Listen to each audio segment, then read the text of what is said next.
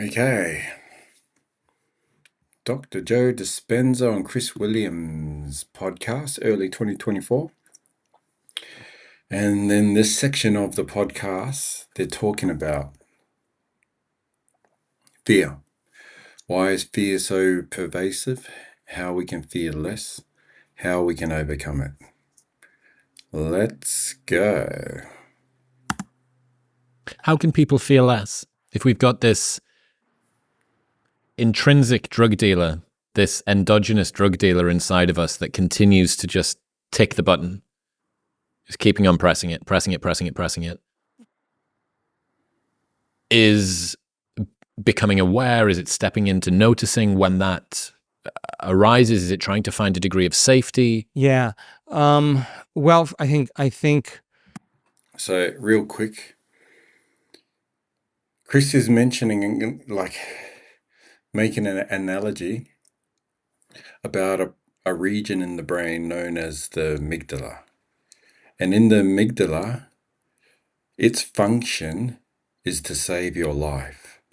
So it regulates your actions that you're about to do versus previous experiences that you've memorized. And so he's referring to it as the drug dealer, that region in your brain.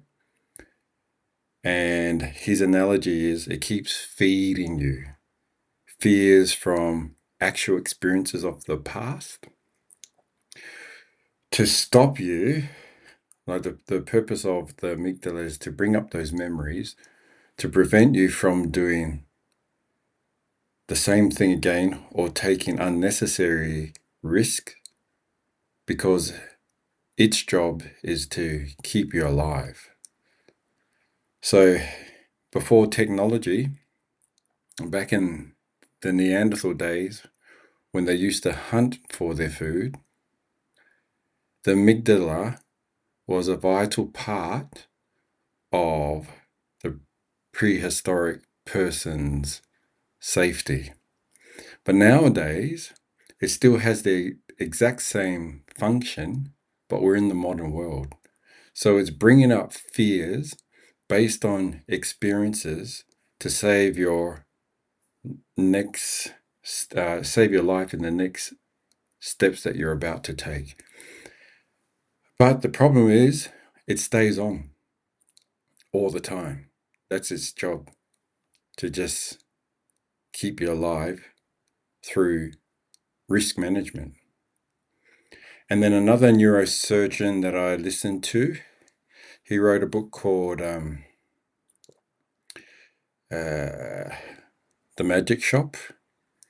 His name is Dr. James Doty. He talks about that same region of your brain, but his analogy is it's a DJ that keeps on playing the same record over and over again, so that you won't dance that tune again or dance to that tune again. So this is what they're talking about now. That region, how to manage it, how to switch it off when it's unnecessary. It's necessary at some times of our lives to turn it on or to listen to it. But in your daily life, especially if you're trying to reach goals in your projected future, don't listen to it, because the amygdala has never been there before. And it's trying to stop you because you're getting excited, and it reads that. So it interprets your excitement, your drive for that future goal as this person's just about to do something risky. I better remind my host that, remember the last time when you did something like this? Remember what happened? But the thing is, we're not doing that previous experience. We're moving forward to being new people with new experiences towards a new life, a new world that we're trying to create for ourselves. which the amygdala has never experienced. And then another term they refer to that process, the amygdala process, they call it amygdala hijacking, where just as you're about to take a new step into a new direction, the amygdala will hijack your thinking, and then your brain will send out like produce chemicals, and cause you to either fight, flee, or freeze. But we want to know how to tell the amygdala when to save us and when to just relax as we create new memories of a new beautiful world. What we discovered is that most people don't think that they have control over that. I mean, it's so primitive. It's so in our biology. It's hard to think that you have control over a fear response. Now, there's nothing wrong with having the fear response. There's nothing wrong with getting aroused. The question is, how long? Like, how long is this going to go on for? So you have a reaction 5 days ago from something that's happened, and you're still aroused by that event. You got to agree that you're addicted to that emotion. Keep it going, and it'll become more automatic. You'll constantly be thinking certain ways and doing certain things to reaffirm that addiction to fear. So for the short term, have the fear response. If you can't shorten the refractory period of that emotional response, more than likely, you're going to be in a program for the remainder of your day. So what we teach people is how to master the fear. So take anxiety as an example, right? Many people come to the work and they have a high amount of anxiety. CEOs, engineers, doctors, nurses, dentists, people can't cross a bridge. There's a business book called Only the Paranoid Survive, I think. Yeah, there you go. And they've tried everything to try to change their anxiety. But what they haven't done is they haven't caught themselves feeling the feeling of fear and practicing with their eyes closed first. Not in their life when they're feeling fear, but let's practice when you're sitting in the meditation and your body starts getting a little anxious, starts getting a little worried, starts getting a little aroused. What are you going to do in that moment? Can you become aware that the body's feeling that emotion? And could you, like taming an animal, settling the body back down from that aroused state back into the present moment? Okay, it goes, great, I'm going to do this for 2 seconds. And like a spoiled child, it starts getting aroused again. Now, most people think, I'm never going to be able to overcome this. But the act of sitting with that and keep lowering the volume and not letting the body be the mind, but you actually executing being the mind. Do that enough times and you'll condition the body to a new mind. And what happens is the brain stops firing those same circuits. Okay, then the person says, but what if this happens? And what if that happens? And then what if this happens? And they catch themselves going to the worst case scenario or going to the memory of the past, and they keep bringing their attention back to the present moment. And very good, valid point there. So he's talking about when we're in that moment of stress or anxiety, to catch ourselves and to settle our body down, realizing that we're having an experience, but not carry on with it. He talked about if we can shorten the refractive period of that experience. So like the refractive index of water, for example, the light beam goes in and then it gets bent. Sunlight hits the water, and then underneath the water, the degree or the angle that it bends in water. If we can not focus on that misalignment or that bending of the light or the bending of the motion or the bending of the experience, if we can just snap out of that and take control back control over our body and our mind, then we would retrain our system, like our neurological system and the body, to behave in different ways. And the best way to do it is in the heat of the moment, or there's two ways. In the heat of the moment, it's kind of hard, but the best way is to just like take a deep breath, and that triggers off a thought. Like, why am I taking a deep breath? Oh, that's right. I'm trying to like find my bearings again in this pressured situation. So I need to like get more oxygen into my body and into my brain so I can think calm. And the more we do that, the better we become at handling stressful, anxious situations. The way I prefer to do it is before you get into a stressful situation. So when you start your day or at the end of your night, take time to either meditate or do some sort of breath work. That way you're pre-programming your body to be in sync with your mind. And so when you have a negative experience throughout your day, you can revert back to what you did in the morning. It's not like you're preparing yourself for negative experiences of the day, but if you do have one, you can say during that experience, wait there, this morning I was in full control when I was meditating at home. I was breathing right, my body was relaxed, my system was fine. So let me just get back to that state now, and then we'll think how I'm going to respond to this current situation. And it works every time. You just prep yourself well before both positive, negative, neutral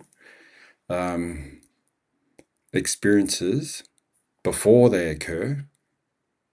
And then when they do occur, you'll be able to come up with a successful response, a positive response that'll help you continuing to create a better you, always evolving to your next level. What we discovered is if you keep doing that, you get better at it. And when the body, as I said, finally surrenders into the present moment, it cannot be in fear any longer. So the person then that returns back into their life and has lowered the volume to the fear because they've been practicing it will respond less emotionally in their life because they've overcome it, right? If they haven't overcome it, then the response is going to be the same. So first thing, eyes closed. You got to practice with your eyes closed, but get so good at doing it with your eyes closed that you can do it with your eyes open. And when it's the hardest, it matters the most. And so justified, valid or not, those chemicals are not good for you. They're not good for you. Whether you're right, whether you're justified, the only person that's hurting is you, right? So then the person says, okay, well, is this loving to me? Okay. So the fear is real. Okay. So what emotion could you change from fear into? Okay. So we teach people, okay, can you practice breathing and slowing your brain waves down, working with the animal, working with the body, slow your breath down, slow your brain waves down. Yeah, but I don't want to. Okay. Do it anyway. Practice slowing your breath down, breathing a little bit slower. Your brainwaves start to change. Put your attention on your heart. We have great data to show where you place your attention is where you place your energy. You see a very low frequency of the heart starting to build in the person. So now the heart is getting energy, and then parasympathetic nervous system starts coming up. The body starts moving into that state. Okay, that's really great. Keep doing it over and over again. Keep relaxing into your heart, energy moving into the heart. The heart informs the brain. The trauma's over. Betrayal's over. The event is over. What you're afraid of is over. And it resets the baseline in the amygdala for trauma. And the side effect of that is the person now, when energy moves into their heart like that, they start getting very creative. The heart is a very creative center. Okay, what do I want to do now?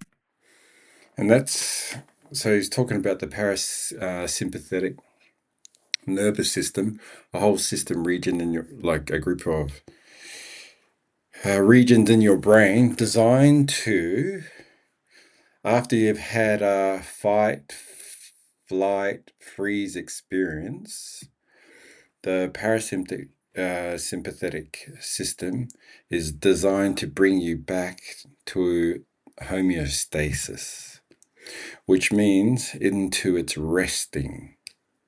Bring your mind and your body back into its resting state. So if you can imagine lions hunting prey, then they get the kill, and then they have a feed. And then soon as they've had a feed, they'll just roll around in the grass and they'll go back to the homeostasis state. And we don't have to go through the full experience, like chase prey or run away from anything that's hunting us in our mind, to get back to homeostasis. We can create homeostasis even during that experience, that fight, flight, or freeze experience. And that's where we want to sit, because when we reside in that space,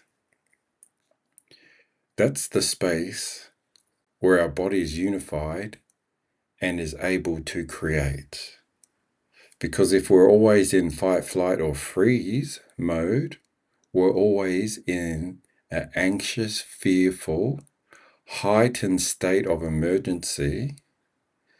We're in the state of survival. So we can't create anything because we're too busy running from something in our minds with our body. But when we get back to homeostasis, or our resting state, we've got plenty of time to create. So when you're in the heat of the moment, breathe to get back into homeostasis, and then you can create your response to the situation that you're in. What do I want to create now? So it's something that you can only talk around, but when you're in the work and you're practicing it, it's first so important to face off with it with your eyes closed. And it's David against Goliath in the beginning, because the program is so ingrained in our biology. And yet, people who keep practicing lowering the volume, you see the brain scans, CEOs, as I said, all kinds of different athletes. You see the dramatic change in the brain. There's the anxiety, and now it's gone. And there's just a significant change in a person's subjective view of the world as well. Is this your format, your process to move through most painful emotions?